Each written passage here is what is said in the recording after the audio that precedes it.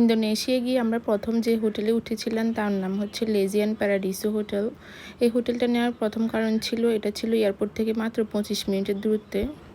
এই হোটেলের service, environment and everything ছিল খুবই স্যাটিসফাইং। আমরা প্রথমে 2 দিনের জন্য হোটেলটা বুক করি। এছাড়াও famous কুতা beach walk, shopping mall সবগুলো ছিল এখান থেকে মাত্র 3-4 মিনিট দূরত্বে। এই সুন্দর হোটেলটি আশিক বুক করেছিল agoda.com থেকে এবং পার নাইট আমাদের কস্ট ছিল মাত্র $25 করে।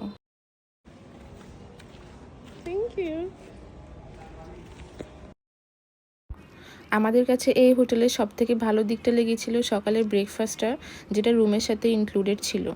ব্রেকফাস্টে আমাদের জন্য ছিল 50 রকমের ফুড বাফে স্টাইলে। বালিতে আমরা যতদিন স্টে করেছি তার মধ্যে one of the best hotel ছিল এই হোটেলটা। ওয়ান অফ দ্য বেস্ট বলছি কারণ আমরা সকালে ঘুম থেকে উঠে অনেক রকমের নাস্তা পেয়ে যেতাম। অন্যান্য হোটেলগুলোতে আমি এবং আশিক দুজনে ঘুম থেকে উঠে সকালে রেডি হয়ে আবার নাস্তার জন্য রেস্টুরেন্ট খোঁজা লাগতো, যেটা আমাদের দুজনের কাছে খুবই বোরিং লাগতো। এবং প্রত্যেকটা আইটেম ছিল খুবই মজার। এবং এখানে মোস্ট অফ দ্য ফুড ছিল ইন্দোনেশিয়ান ট্রেডিশনাল ফুড।